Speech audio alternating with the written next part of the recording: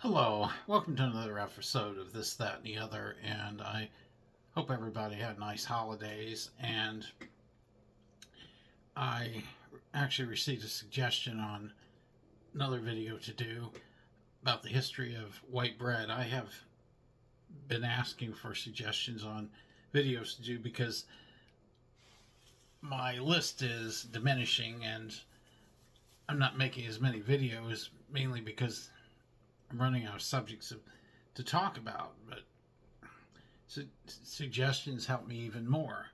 So anyway, you've heard the saying the greatest thing since sliced bread. And I was reading the Romans were the first to establish the importance of bread by forming a bakers guild around 168 BC. Members were strictly regulated to remain uncontaminated by the general populace so that the bread would remain constant.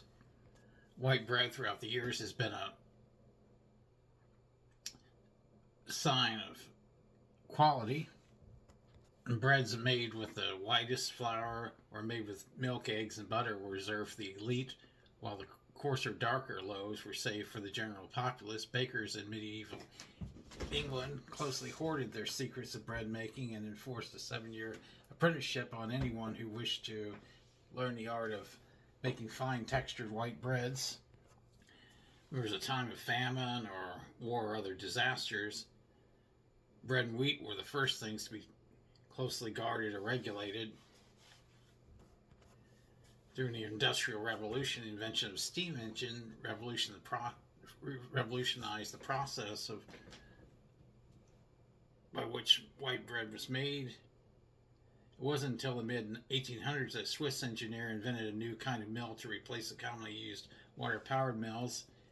His reduction rolling mills soon became widely used all over Europe, driven by steam-powered engines. These mills allowed for faster bread production and also enabled more consistent quality of white bread that was more widely available to everybody, not just the elites. So I am reading some paragraphs from various articles on the internet.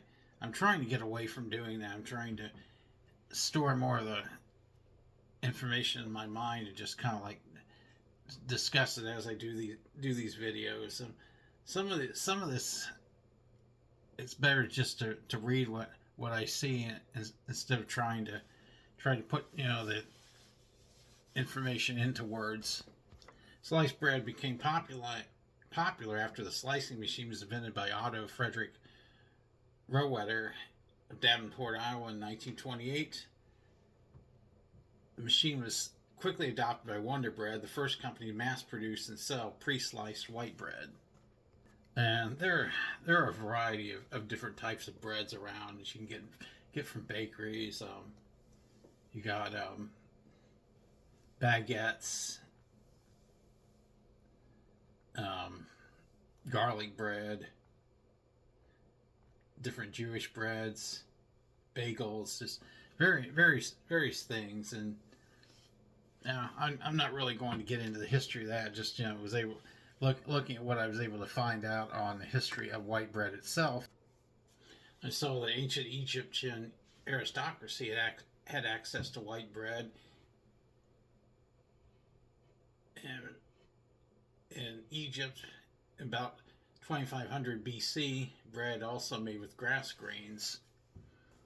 And I'm going to read one more thing I found on the internet about white bread fortification.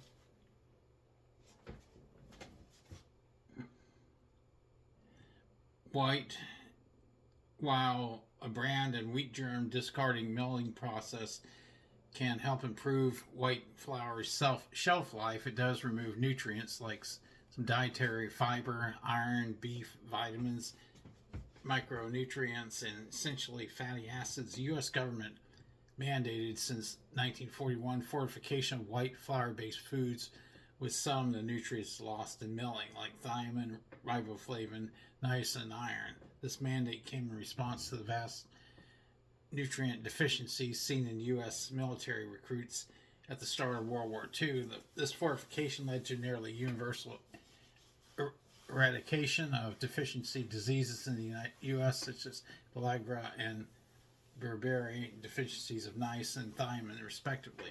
And white bread continues to contain these vitamins to this day.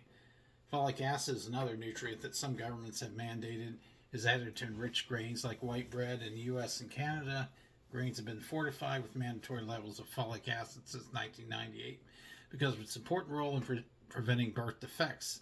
Since fortification began, the rate of neutral tube defects has decreased by approximately 1/3 in the U.S. Folic acid supplementation was mandated in the UK in September 2021, joined more than 80 countries in the world with public health measure with this public health measure. So there's also brown bread, plain loaf, rye bread, sliced, well, of course, sliced bread, Vienna bread, whole wheat bread.